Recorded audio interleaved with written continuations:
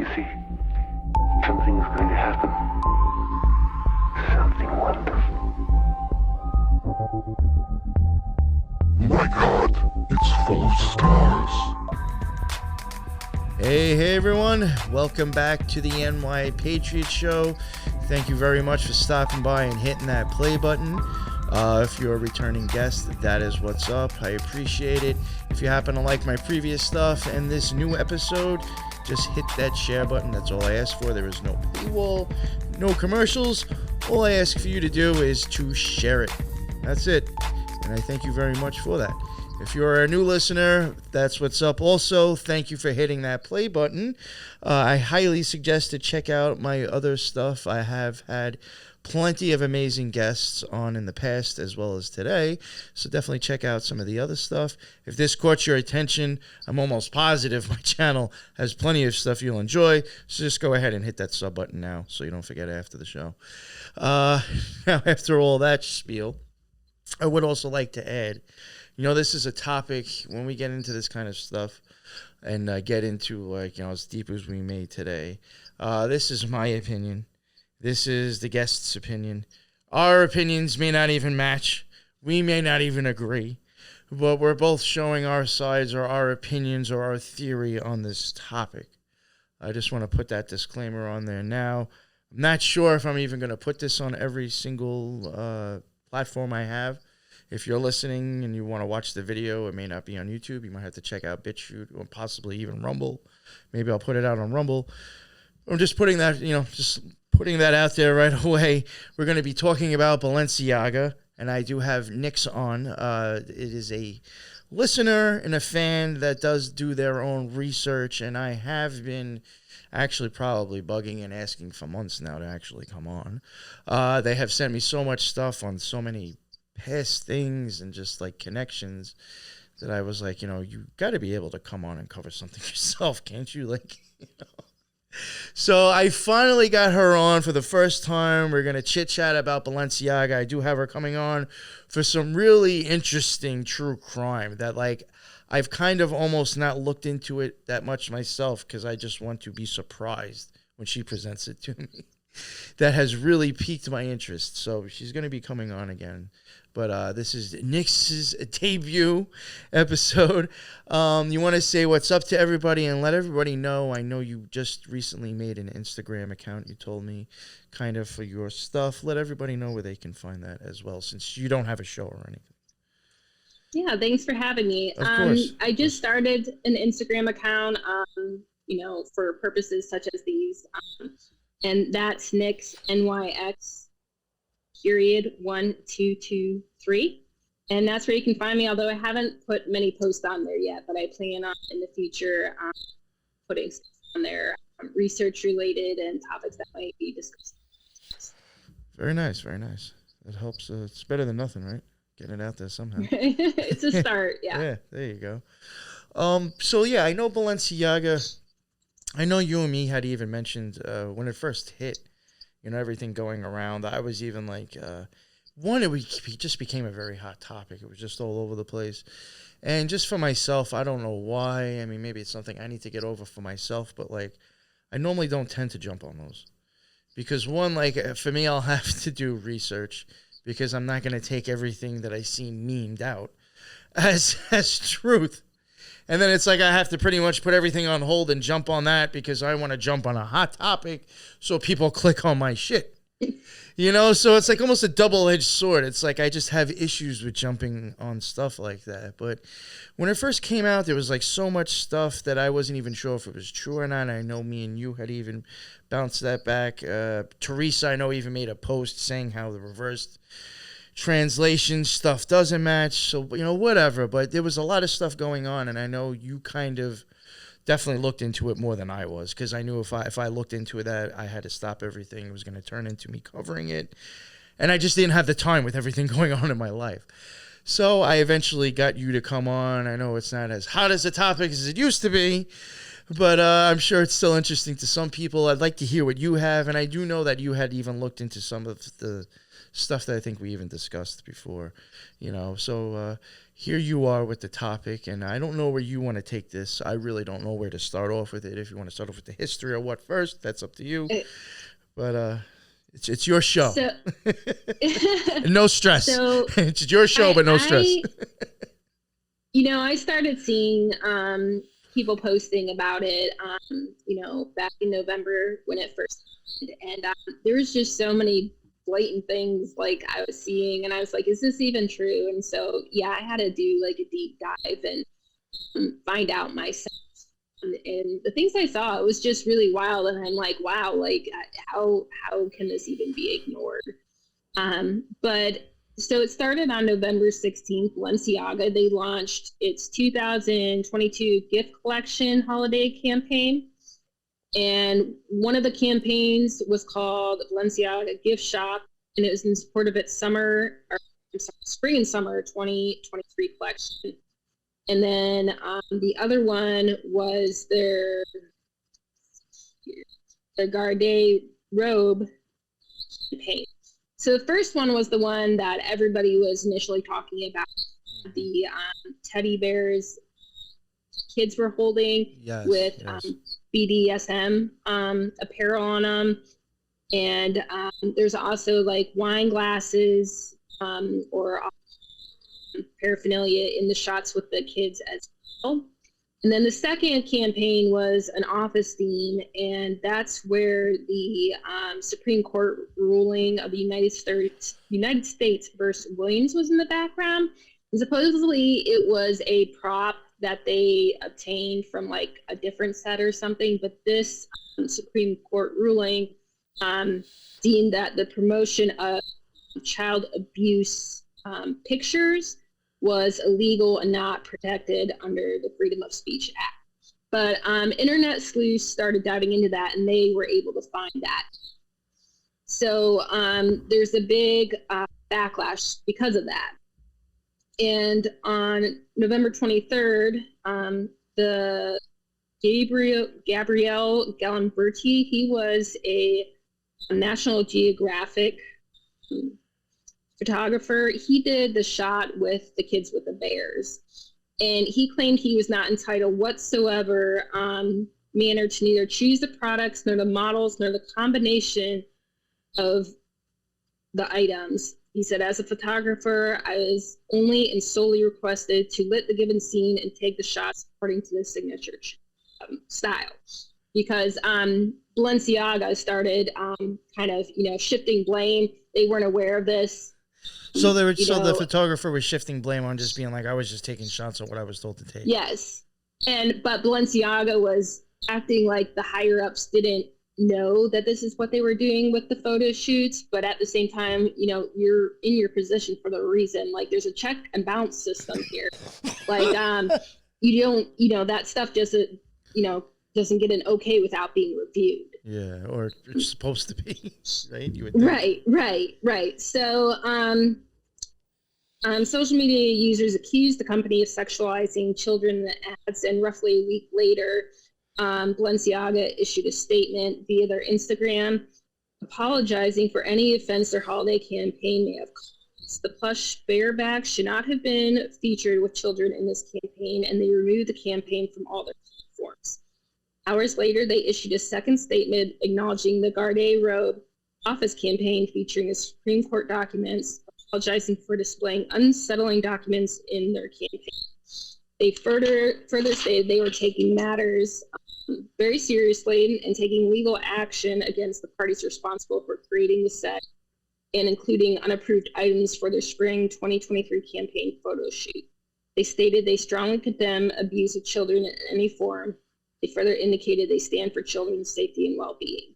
Again, it's kind of hard to believe like that, this wouldn't have been approved by the higher up and nobody knew that this was happening. No one knew this was going to be published. Like, you're not making six figures just to sit around and just say, okay, not review stuff. Well, yeah, I mean, all that gets done, like, just in marketing itself. Isn't there a marketing department that approves everything? Mm-hmm. I mean, they're trying to make money, aren't they? Mm-hmm. So they want to make sure that their shit's appealing to somebody. Mm-hmm. So there's some target. There's a target audience. Yeah, so they're totally trying to shift the blame onto the set producers and the photographer and stuff, and act like they had no idea that these items were being put into the shoot. So on November 25th, Balenciaga initiates a $25 million lawsuit against North 6 and Nicolas Desjardins. I don't know if that's right. So, and they filed papers in a New York court initiating the lawsuit against campaign production company North 6 and Garde Robe set designer Nicolas Desjardins. The legal document alleged North 6 and Jardine took part in inexplicable acts and omissions that were malevolent or at the very least extraordinarily reckless. They further claimed the Supreme Court papers were placed in their campaign photographs without their knowledge and had led to false accusations between Balenciaga and abuse images.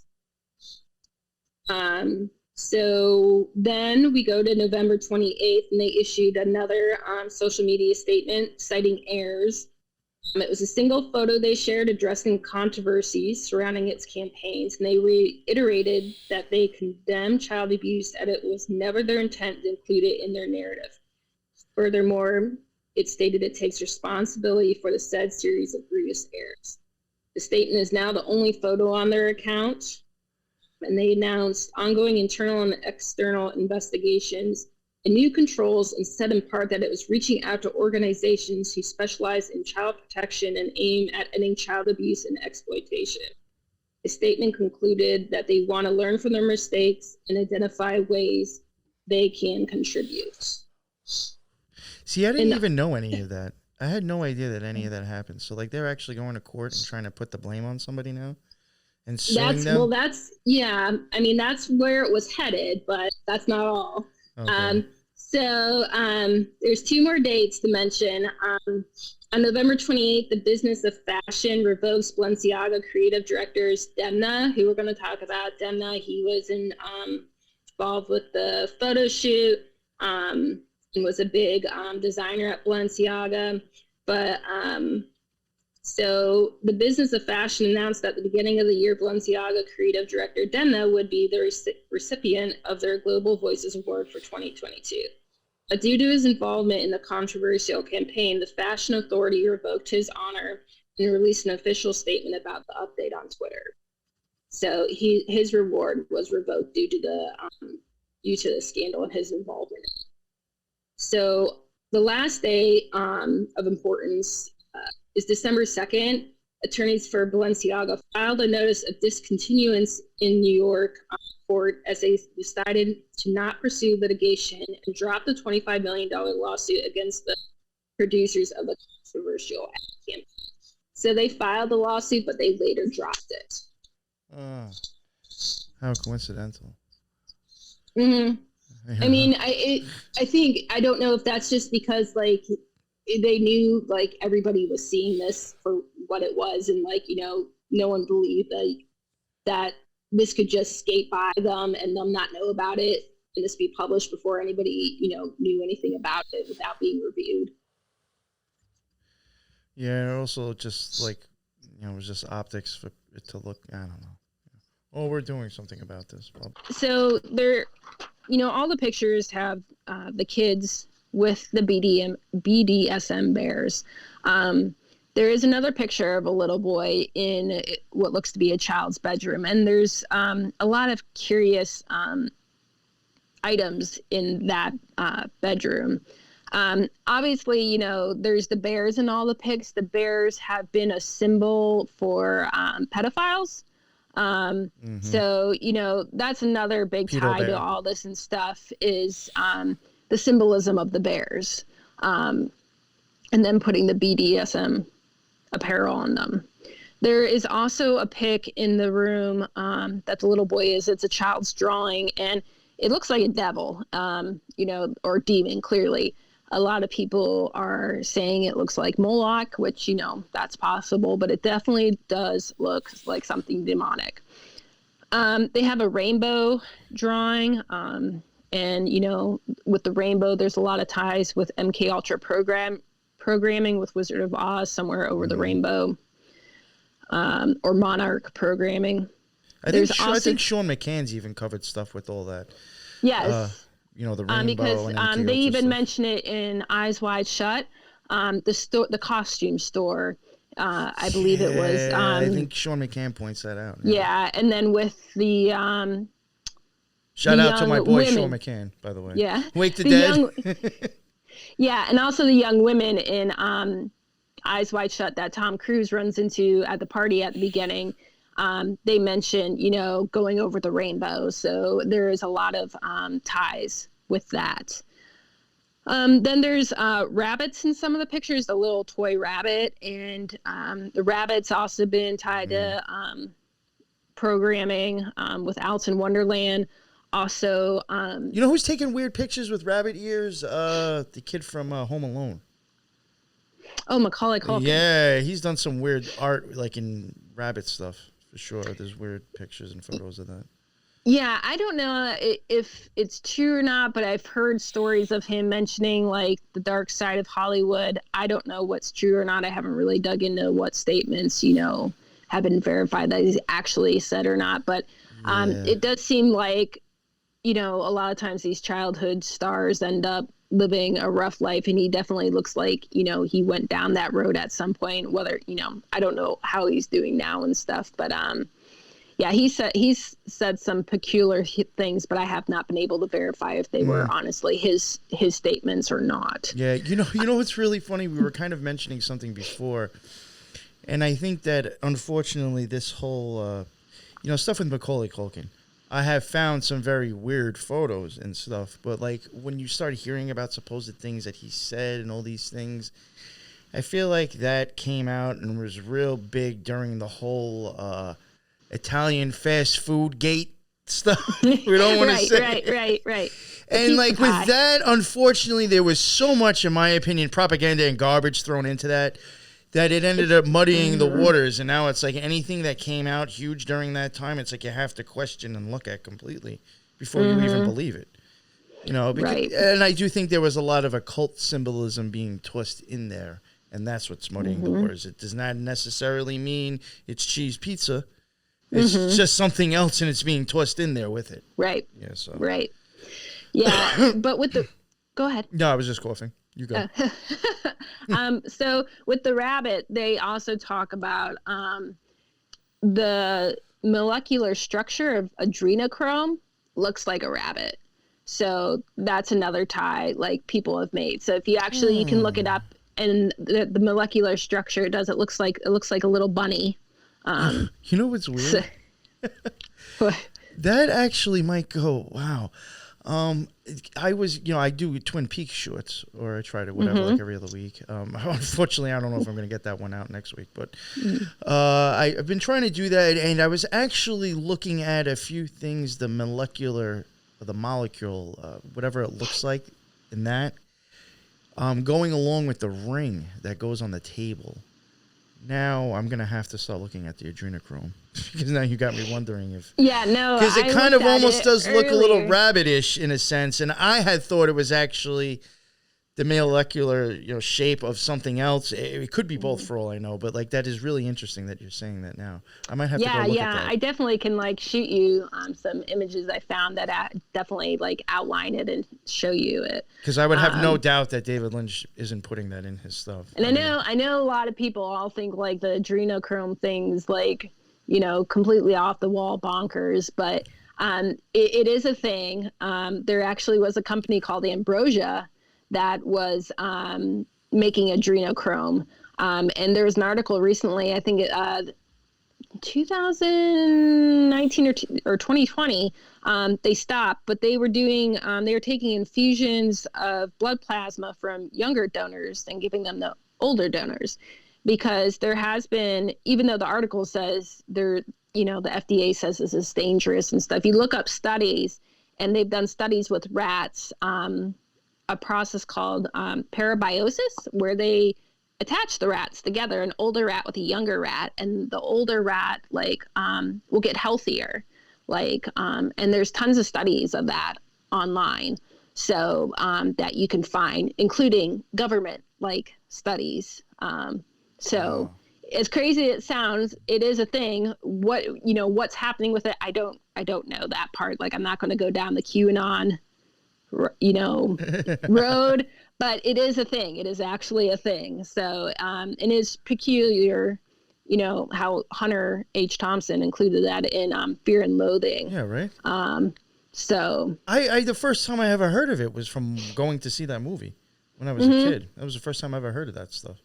So, like, even when it came out in conspiracies and started coming out with other stuff, I was like, oh, I actually do remember that, though. That wasn't something mentioned a long time ago in a Johnny Depp movie. And he's a real Hunter H. Thompson was a real sketchy character, yeah. Like and super like occultic and stuff, and some probably unsavory. That's what I've been told activity. Too. Yes, for sure. That's what I've heard. I've heard a lot of alleged things. People who've statements from people who worked with him and stuff, and certain films. That he supposedly filmed and potentially involved with the Franklin scandal as well. Oh. So, see, I've heard of that type of activity, but I haven't heard the Franklin scandal. So. Yes. There was a tie made to him, and it was one of a documentary or something I was reading on or a podcast or something that I was researching on that Franklin scandal that he came up. That he actually had made some of those films. So what sucks about that topic? Like we even covered that on the Occult Rejects. I don't know how many episodes we did. We did a few of them. That's like the Franklin scandal. Like there is so many connections and small little things and ties to it. It's like you'd have to do like 10 episodes to even really do that justice. Like there was so many little things that me and him wanted to keep going on with. We were just like, I don't know, is like anybody even going to care anymore? But there's like so much still with that like really hasn't gotten that much attention, and I think should, for sure, and people like talk about, Epstein and everything. And before Epstein, there was the Franklin scandal. Before Epstein, there was that North Fox Island or whatever in Michigan with the Children of the Snow. And there, you just covered recently the Finders cult and stuff. Like this kind of stuff has been going on for a long time. It's just unfortunately continues to fly under the radar. And even though, more awareness has been brought to it, so much is still swept under the rug and forgotten about with other, distractions that they put out there. Children of the Snow, that's actually another topic I would like to maybe actually cover with you at some point. Yeah. Because that was wild when you put me onto that. I watched it and I was like, yo. Oh, did you? Okay. Yeah. It was definitely crazy to me. So all that stuff, it's, before there was Epstein, there was always somebody else. You know what I think could possibly, unfortunately, be the reason why, even like the Franklin cover up, I know that happened a while ago, but like even now with like how that's kind of stuff like that's kind of getting a resurgence, or however I'm probably screwing up that word. In the conspiracy community, like all the things are coming back. I mean, we've covered them and it's caught some traction, but like I hate to say it, I think nowadays because the Franklin scandal is mainly Republicans, I don't think it totally fits certain areas of the conspiracy community that would normally be making a big deal about this. Isn't because like, oh shit, that's the Republicans and only the Democrats do that. It's everybody. It doesn't get much attention, I think, honestly, because of that. I hate to say it. No, I definitely agree. It's it's not Democrat politicians to shit on, so we're just people pay attention and want to bring up the dirt, according to their agenda or according to their likes or their beliefs and stuff. But you really have to look at the whole picture. Like, I don't like any of the political parties. I think they're all corrupt. Like they don't care about us. Like they might act like they care about us, but they don't. Like and there's corruption in all shapes and forms, whether that's politicians, religion, what have you. Everything has, corruption to it somewhere. Yes, I agree. So continuing on with this picture, though, after the rabbit, there is also a black hood or a black robe on the floor, people pointed out, which just looks really odd. Next to this kid, kind of folded real neat. One of the first things I noticed in the picture, and this was in the other pictures with the kids too, they're wearing shoes that don't fit them. They're obviously adult size shoes, which is just weird. But this kid has bright red shoes. And, we've all heard, the theory, the conspiracy theory of the red shoes and stuff. But, also you look at Lil Nas X did the whole red shoe thing, not too long ago and stuff. But he's got these bright red shoes on, which has been tied to pedophilia as well. Some wild, weird stuff with that. I'm sure there is something behind that. I'm just not sure exactly what, but I guarantee you there is. It's just weird. Mm-hmm. Even if it's just normal cow leather or whatever is normally used to make shoes, even if it's made out of that and it's normal red dye, there is a reason why all these people have them on at the same time together. It's to represent something. Right. So, and then there's also it looks like, the caution crime tape in the pictures, and a lot of it has Balenciaga on it, but in the one photo, it shows Baal, which we all know is a Canaanite god that was children were sacrificed to. He is also associated with Moloch, and in the Bible, there are passages that say, thou shalt not pass your children through the flames of Moloch. So Baal is a Canaanite god, and people saw that and pointed that out, which is weird because I was like, how could that even happen by mistake? Because Balenciaga, it's B-A-L, not B-A-A-L. Mm-hmm. So how did that tape even get messed up to be B-A-A-L? So I haven't figured that out. So to me, that almost seems really intentional, because that's not even how, I don't know how they did that. Oh, wait, so they do actually have something where they do spell it out the right way? Yes, it's B-A-A-L. Because see, that was a thing that kind of screwed me up with the whole thing of people showing Baal is king. I don't remember that whole thing. That translation, yeah. Yeah, I was like, well, first off, I'm like, it's not spelt the same way, and if you do the reverse translation, it doesn't match up at all. It says something completely different. But I guess if they did intentionally, possibly spell it wrong once, they could have been trying to at least make a reference. So you can't cover that up. Yeah, that's a little weird. The first translation that they did, they actually because they would break up the name Balenciaga, and that one, the one that came out that said Baal is king, is B-A-A-L, and then they broke up the rest of the way. Now there's another way they broke it up, and it was confirmed. I guess to Latin or something. They did it B-A-L, and there's some spaces and stuff, but what came out as do what you want, which we all know goes back to Crowley with do what thou wilt. So but I didn't pay too much attention to those, just I didn't know how concrete that was, but I do think they're interesting enough to point out. So the other interesting thing, and I did not find this, but if anybody listens to Isaac Weishaupt podcast, he noticed there was a 666 on the wall. It's hard to see, but he mentioned it. And so I noticed it too. So all these things just, seem kind of too many coincidences to be coincidences in these pictures. Yeah. I mean, after everything that you even just covered, and I'm sure there's other stuff, it just seems a little coincidental that everything is in those pictures. Mm-hmm.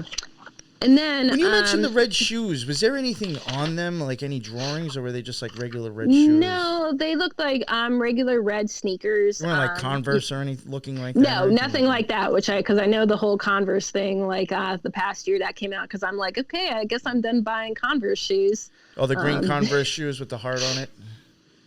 From the school shooting, it made me think those ones, but I had the ones that came out with the satanic photo shoot. I don't know, some designer. Yeah, it was in the past year or so. Yes. So I'm like, I guess I'm going to be a Vans girl from now on.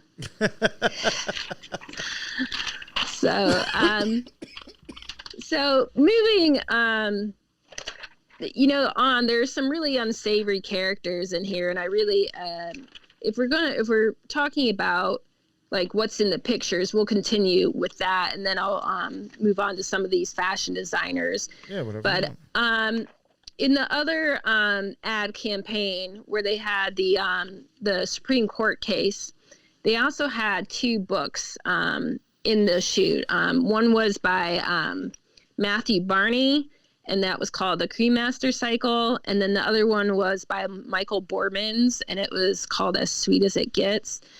Both these guys are pretty dark. Matthew Barney, he who did The Cremaster Cycle, which is actually a film, and the book is about the film.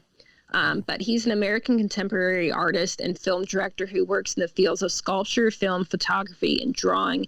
His artwork pieces explore connections among geography, biology, geology, and mythology, as well as themes of failure. He's best known as the producer and creator of the Cremaster films, which is a series of 5 sequential films. And I do believe I read they don't all go in order necessarily, but they were made over a period of 8 years, and that was between 1994 to 2002. So the Cremaster is a muscle that connects the scrotum to the male body. And according to Guggenheim Museum curator Nancy Spector, she says that this is a conceptual... Spector's the last name? Yep, Spector. Okay. Its conceptual departure point is the male cremaster muscle, the primary function which is to raise and lower the testes in response to temperature. The project is filled with anatomical allusions to the position of the reproductive organs during embryonic process of sexual differentiation. Cremaster 1 represents the most ascended or undifferentiated state. Cremaster 5, the most descended or differentiated. The cycle repeatedly returns to those moments during sexual development in which the outcome of the process is still unknown. In Barney's metaphoric universe, these moments represent a condition of pure potentiality. As the cycle evolved over 8 years, Barney looked beyond biology as a way to explore the creation of form, employing narrative models from other realms such as biography, mythology, mythology, and geology. And there was an article in The Guardian by Jonathan Jones titled The Myth Maker. And he said it was one of the most imaginative and brilliant achievements in the history of avant-garde cinema, which is avant-garde is like experimental film. Yeah, it's a French term for experimental film. Abstract stuff. Right. So, let's see. So he said, it really is avant-garde with scarcely any dialogue and a tottering mega structure of myth and symbol, from Mormonism to Masonic ritual to Celtic legend. He said, Barney's world is defined by death metal and Vaseline, and his myths all have their point of origin and their destination in the Cremaster. So it talks about in the Cremasters, like, what? Mention the Mormons and Masons. So there is 5, like I said, parts to the Cremaster Cycle, and there is a lot of tons of Freemasonry stuff. But it's all about sexual stuff. I mean, that's what I'm getting out of this. I mean, yeah, that's kind of too. I can give a brief overview of what each Cremaster film involves. Sure. But so I mean, they even talk about like Hiram Abiff and his murder and stuff, and they show Freemason symbols in it and stuff, and occult symbols. But so the first Cremaster parodies the musical extravaganzas of Busby Berkeley is filtered through the lens of Leni Riefenstahl's Third Reich athletics. Chorus girls form shifting outlines of reproductive organs on a blue AstroTurf football field. Their movements determined from above by a blonde starlet who miraculously inhabits 2 Goodyear blimps simultaneously and creates anatomical diagrams by lining up rows of grapes. Now I think it's in the first Cremaster. They actually have like the Rainbow Girls, which was a group for Freemasons, daughters to participate in. It was kind of like the equivalent to the DeMolay for boys. But this was a group for girls. So like girls that would be Eastern Star, but they talk about the Rainbow Girls and that. I have heard of that with the Eastern Star, yes. So I've even come across, I think I really first heard about the Rainbow Girls because of and it was one of those things that we left out of the Skinwalker series. When we got into Mormons and started getting into their ties to Freemasonry, somehow I came across the Rainbow Girls.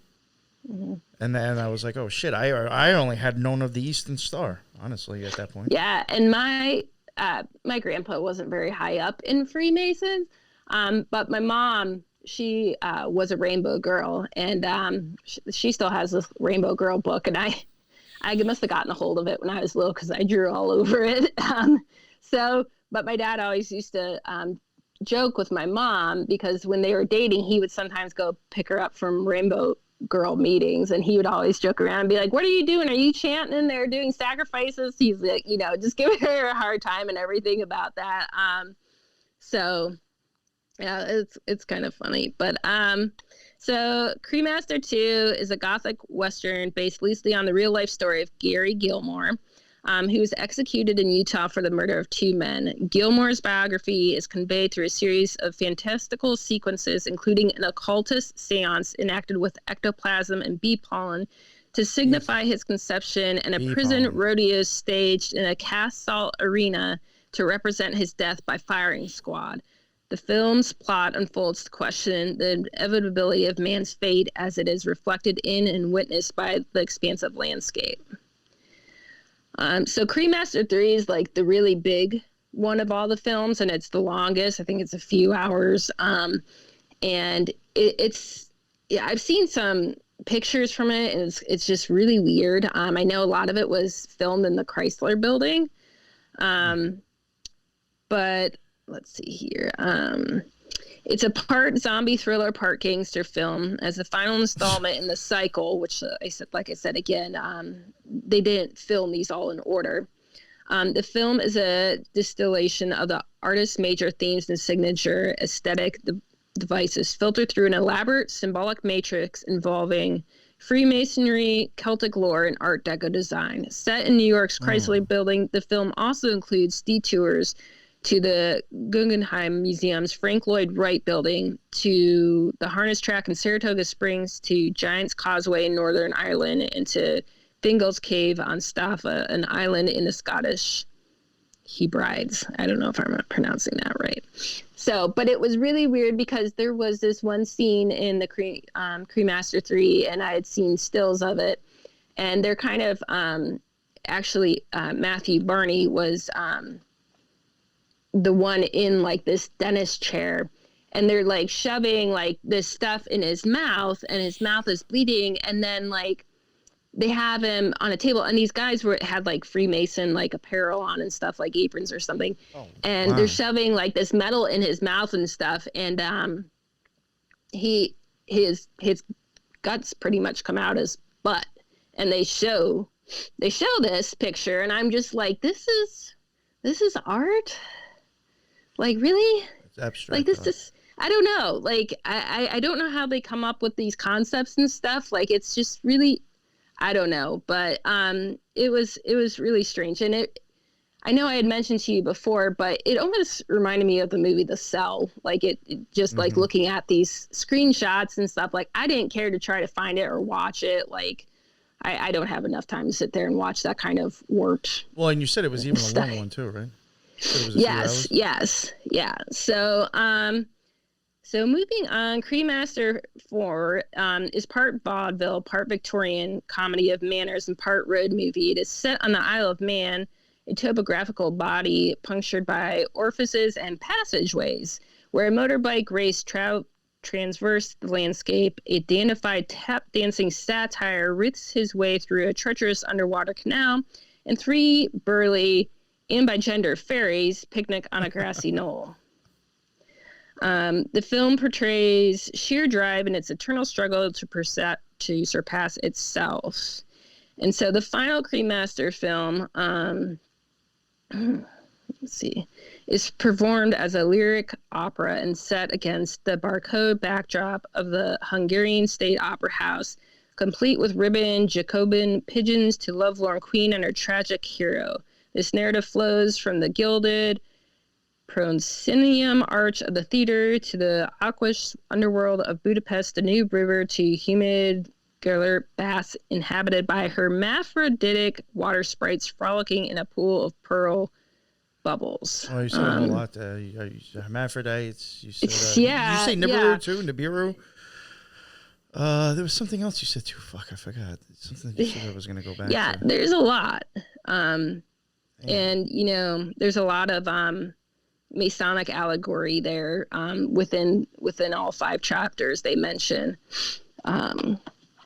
So there's even like a lot of Mormon, like you mentioned bees before. I mean, the Mormons use the beehive. There's like a lot of, I noticed, I think like commonalities between Mason stuff and Mormon stuff. Even there that you just mentioned, which is really interesting. Utah, you said that one took place in Utah also, right? What's that? Didn't you say one of them took place, like the character was in Utah? The Chrysler Building. No, but I thought like one of the stories, didn't you say the person like something took place in Utah? I think there was something about that. Yeah, in one of them. But he's I guess is Matthew Barney. I guess he was married to the music artist Bjork. How do you say her name? Bjork. Which she was a little weird. And he has a daughter with her. I forgot all about her. Is she even doing anything anymore? I have no clue. No clue. But his stuff is really weird, and there's a lot of like I said, Freemasonry, Mormonism, occult symbolism, and everything on that. And he just seems to be one of those people that operates on a different wavelength than the rest of us. I don't know. And that was and that's one of the 2 books that was on the shelf. Yes, is Matthew Barney's Cremaster Cycle. So the second book is by Michael Borremans, and it's called As Sweet as It Gets. So Michael Borremans is a contemporary Belgian painter and filmmaker who lives in Ghent. He's best known for his contemporary surrealism and figurative paintings. So the book As Sweet as It Gets documents an exhibition of his titled Fire from the Sun. In 2018, the inaugural show took place at David Zwirner's Gallery in Hong Kong. So Fire from the Sun portrays children aged 2 or 3 in various stages of play with fire and what appears to be human limbs, even hair. The children are all light-skinned, Sistine-style cherubs, sometimes covered in blood. The children do not appear to be distressed or disturbed. In some of the paintings, the children are in process of disappearing, phantom bodies not quite removed from their gruesome acts. More poetically, the visible existence of disappearance suggests the impossibility of a clean escape from a bloody episode. Importantly, Borremans chose to depict children too young to have clear memories. In some fictional feature, they might be unreliable carriers of this formative origin story or trauma. While the fire and probable cannibalism implies some sort of ritual, the works are most chilling as sketches of random violence, casual and instinctual. The depicted characters break with one typecast, angelic, while fitting demon. Just as the title suggests, that which illuminates our existence can likewise set it ablaze. So these are, I guess, are the pictures that like just really blew me away and made that Italian food gate art look so much more tame. You know what this even reminds me of is like stuff with god damn, what was that, where people were selling shit on there and like, you know, they're looking at like what was on the bookshelves and like it was like a pillow for like 10 grand. I can't remember what the hell that was called. That was on some website, but there was like shit going on with that. It just reminds me of that a little bit too. And that was like all added into that gate stuff. But I mean, they you know, they're pictures of toddlers, and yeah, they're covered in blood. They're holding on to hands and feet, like severed hands and feet, and really? There's fire, and like I can't tell. Some people, like I've heard, both, like whether they're holding hair or holding heads. It's hard to tell, but they're definitely got hair in their hands. And it's just a bloody mess with kids in it. Like, I don't know, very dark and disturbing. Like, I don't know why. I don't know. I feel like I get like art shouldn't be censored, but where is the line drawn? Like, I mean, like where it gets way too dark and like, I don't know. I don't see how someone sees that as art. That just seems like disturbed, deranged. Like, I don't know. Like, so it was really, really strange. And those pictures were pretty disturbing. And those, I think, out of everything I had seen, like so far with everything, I think those were the most shocking to me. And I'm like, please tell me people like don't buy this stuff. But then I'm like, oh, well, Podestas buy, the artwork that they buy. So I'm sure somebody buys this stuff. Yeah. Like, but I don't know why someone would want to own something like that. There also was another exhibition that he did that I found kind of interesting, and it was called Black Mold, and that's Mould. And it was named after a song by a New Zealand indie rock band, the Phoenix Foundation. And it's a series of small paintings, each one containing a black-robed figure wearing a hood shaped like a bishop's hat, which extends over the face, so you don't see the face. These sinisterly attired individuals are apparently rehearsing a dance. It's as if they're preparing for a secret ritual or initiation ceremony. There is more than a little occult about them. The largest work in the exhibition depicts a painting of curling autumnal leaves propped up against the wall behind a Christian ceramic figure. 4 robed characters stand before this display, 2 of which lift their robes, bearing their naked bottoms to the viewer. One of the characters holds a severed hand. In the last room, the faceless men are juggling flaming limbs and smearing blood on the walls. If there were any doubt that these mysterious little people have malicious intentions, we can now be sure. And Borremans said, with these paintings, he says, depicts the dark side of humanity, but also they are just paint on a panel. So, yeah, I don't know. He likes to paint a lot of dark stuff, and seems like there's some occult stuff in it. He uses kids and stuff. That's just weird. It's very, very strange. Well, it certainly doesn't help the fact of the conspiracy that was going around about this whole situation. Mm-hmm. These people's stuff being on their books being on the shelf. I'm sure is right. It's not happenstance. I don't think. No, not at all. I mean, because they both are very, very like dark material, and yeah, I don't know. Like his stuff was really dark, and I don't know what would possess someone to paint, children holding body limbs and stuff. But it just. That reminds me of that comedian. Oh, I think she was. I don't even know who she is. That some crazy chick with like red hair that had that photo of like holding Trump's head. Oh, is that Kathy Griffith? Yeah. Reminds me of that. Yeah. She's something else too. So these were the 2 books of the artist that were on the table, like that internet sleuth saw and then looked up. So now I was going to move on to some of the key players, sure. Fashion and stylists. Let's hear it. The one big name that everybody's been talking about is Lada Volkova, who worked with Balenciaga, not on this campaign that came up in controversy, though, but through people digging into Balenciaga, they came across her. But she was born in Russia. A fashion stylist linked to Balenciaga, and she's also worked for Vogue, Adidas, Chanel, Jean Paul Gaultier. So she worked alongside Balenciaga's creative director, Demna, who we talked about. Demna is his first name. His last name's Gasalia. I don't know if I'm pronouncing that right. But she worked with Balenciaga and Demna up until 2018. And then her and Demna co-created a brand called Borremans.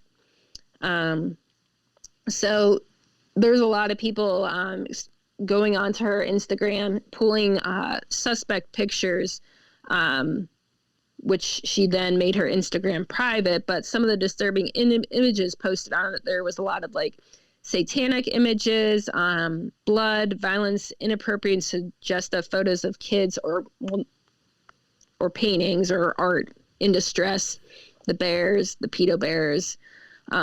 She even had some BDSM bears on her Instagram, very similar to what was in the ad. So there was also a photo that was circulating. People thought it was her. It was a woman dressed in all red, and she had like these red painted baby dolls. But that actually was not her. So I'm just wanted to point that out because a lot of people think that is her, and it's recently come out that was incorrect. That's not her. But she is friends with Marc Jacobs, who's a big fashion designer. He's always commenting on her Instagram.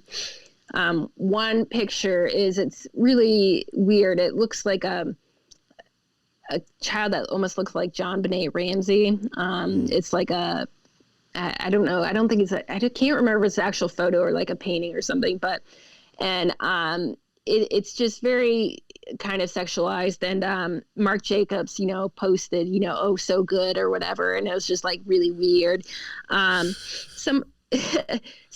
She's also, some of the images of like the kids in distress or being sexualized or depictions of child abuse is this artist, Claudia Mate, that she's a big fan of. Also, some of the captions she has, are, well, I should say first, she's got a lot of satanic imagery too. Like she had a picture of like this little cavern, and it had like the upside down pentagram and the ram's skull head. And it looked like there's a table there, like it was a place just people would hang out and drink or something. Or there was another one where it showed a devil-like figure, and then in front of him was a woman naked in the middle of a pentagram, spread eagle. There was another shirt she made with an upside-down pentagram and a woman with a upside-down cross. So just wanted to throw that out there before I mentioned some of the captions that she included on some of these photos. The devil made her do it. She had a picture, and it was just text, and it said, "Devil worshippers perform gruesome rituals in forests." Wow. And okay, I thought that was really interesting because we've all heard, the stories of, whether it's human hunts or rituals, to sacrifices going on in forests and stuff. So I thought that was peculiar. There was another picture of her wearing a Cannibal Corpse shirt in a church in New Orleans, and the caption was "Best place to practice." And it was in New Orleans, though, you said too, right? Yes. Interesting. Yes. And Cannibal Corpse, like, is a heavy metal band, and they've got some really, really vulgar, terrible lyrics. Like, definitely shock value there.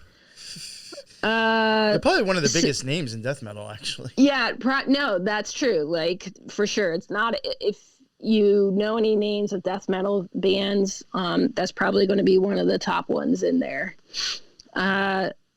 Let's see. So there's also like this weird image she posted, some type of artwork. To me, it looked like a Sour Patch Kid or something, but she hashtagged it Moloch, which was interesting. So she knows who Moloch is, at least, if she did the hashtag. Mm-hmm. Oh, that might have been autocorrect. Right.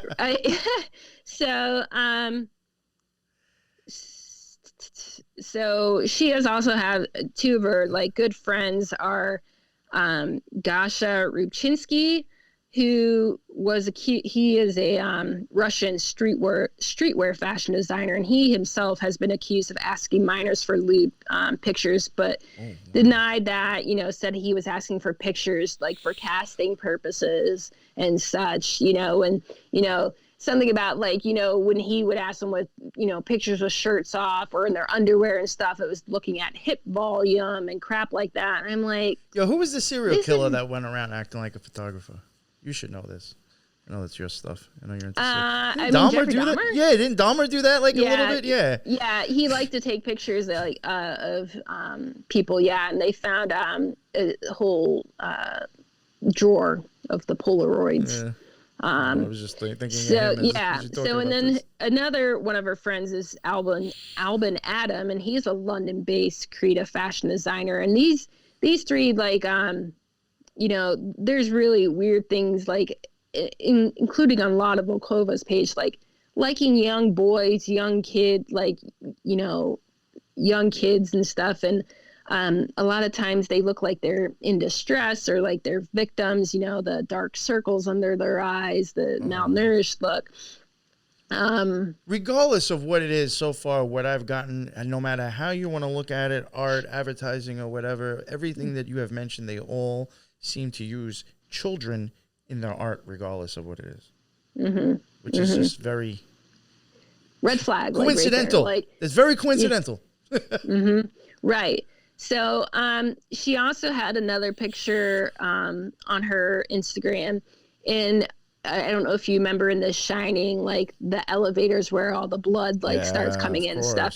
So she posted a picture, and there were some users commenting on it, and the one commented, bloodlust. Another one commented #Red Room. And I found that interesting because Red Rooms, conspiracy theory or not, I don't know. But Red Rooms are supposedly like where they film people being killed and stuff. So almost like snuff type stuff, unfortunately. Right. And so, but I didn't see anybody make a tie to that.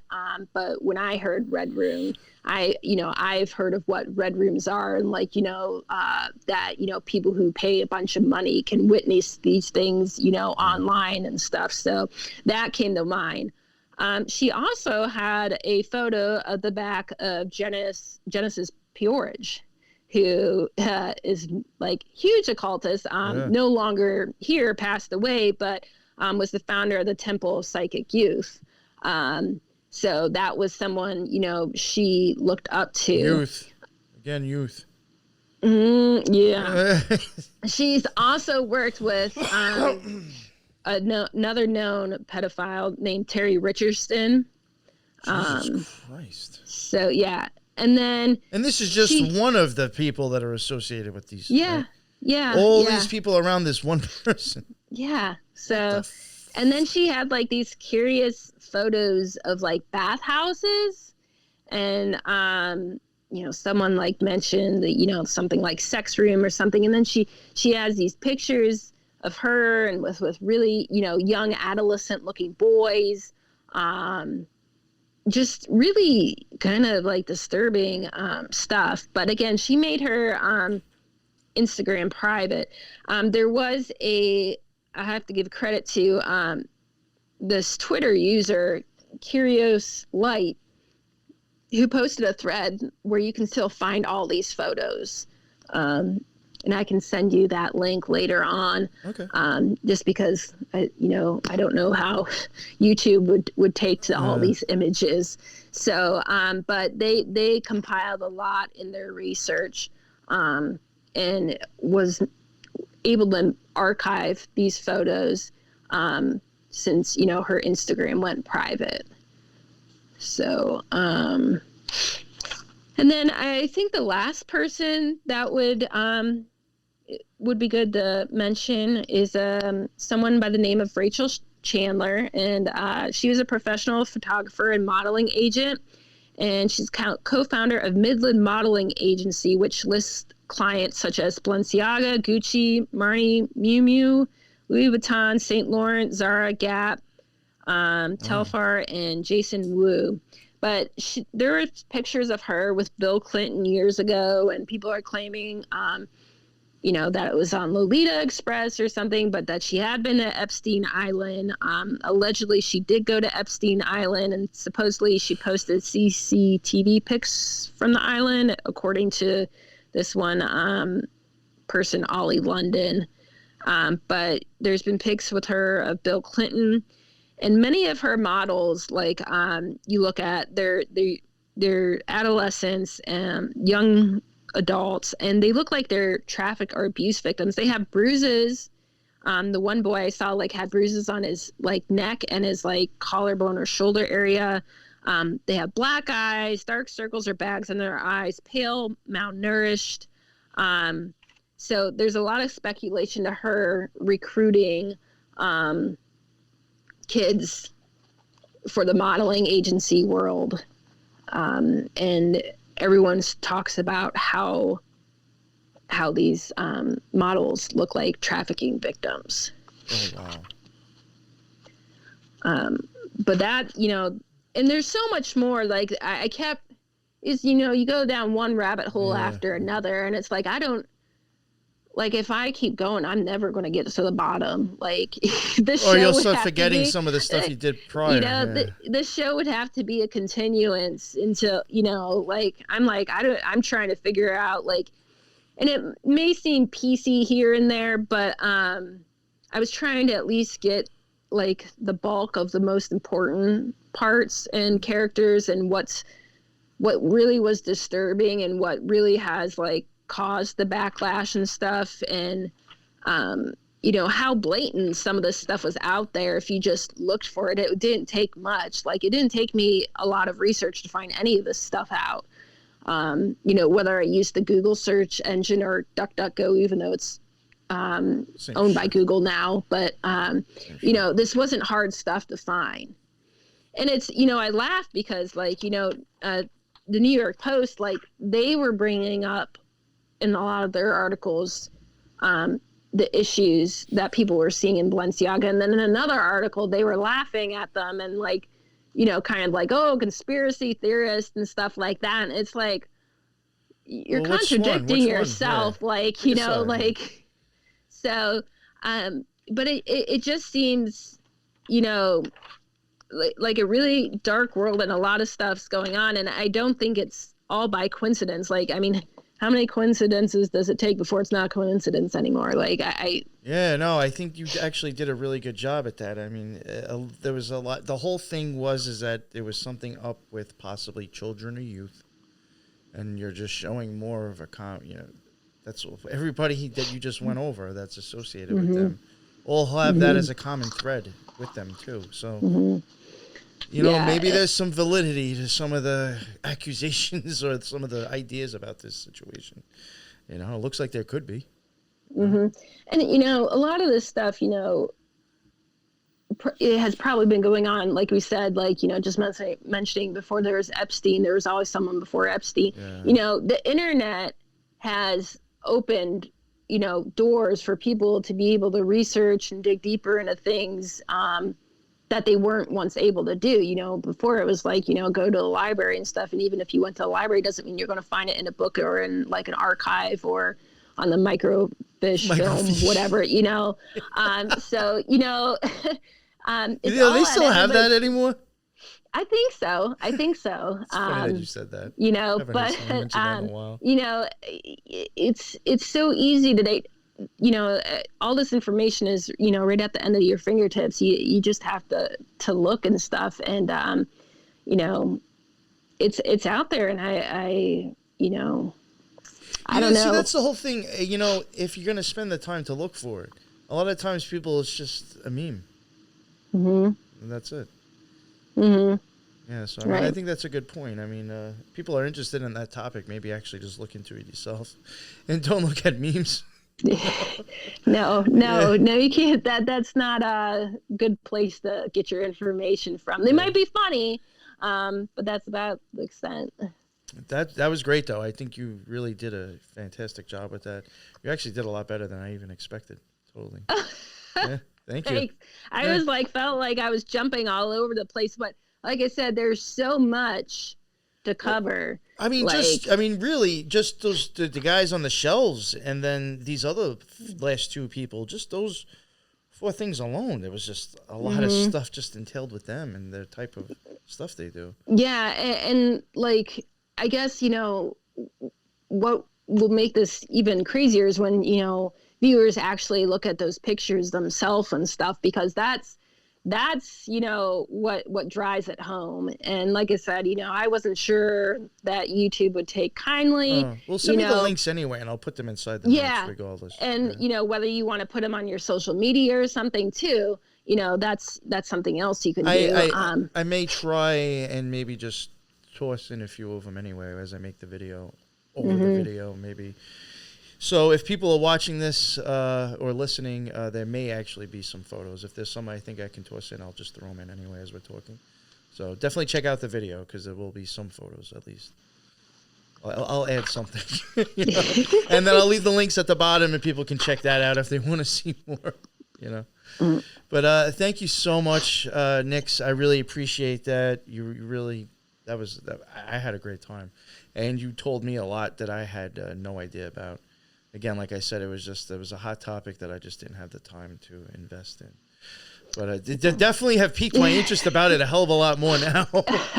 Yeah. No, it was quite the topic to take on, because like I said, again, like, it's a never ending, like, one rabbit hole to the next. And, I'm sure I just only scratched like the surface, of what there is there. So, and kudos to the people out there, who actually, did the research, and stuff like this, Curious of Light on Twitter and stuff, like, providing such great information and archiving those photos before they were, scrubbed. So the rest of us could see, what was going on. That's great. Yeah, and like I said, I'll definitely, if you get me that link, I'll definitely throw it in the bottom. For sure. Let everybody know your Instagram again. Yeah, so it's NYX, and that's NYX period 1223. I'm on Instagram. Like I said, I just started the account, so you're not going to find much on there, but it is my hope in the future to start putting, more information out there in the near future. Awesome. Thank you very much. And hopefully, eventually, I will get you on for the occult crimes that you told me about. That I'm very interested in. I think the listeners would love that as well. I'm very excited about that. But, that's a wild one, too. So much, that the media isn't reporting on, or, not giving all the details of, and just, saying that they're just regular crimes or whatever, and there's definitely occult overtones and undertones. Just from the little snippets of things that you've sent me, I was just like, there's something here. So I'm excited about that. So hopefully that will be maybe in a few weeks or a month after this drops. Sure. Thank you very much for coming on again. I appreciate Absolutely. you even taking... Thank you for having me. And I appreciate you taking the courage to even finally come on.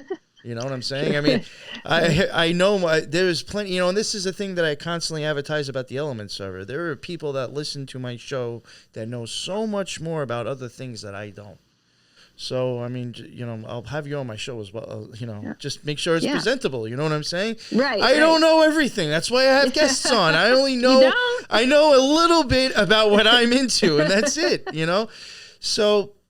just because people don't have a show doesn't mean that they can't present something, So I thank you for having the courage to do that, to come on, and I'm putting that out there for other listeners too. If you're able to present the topic, get in touch with me, and we can make it happen. Possibly, I have no problem doing that.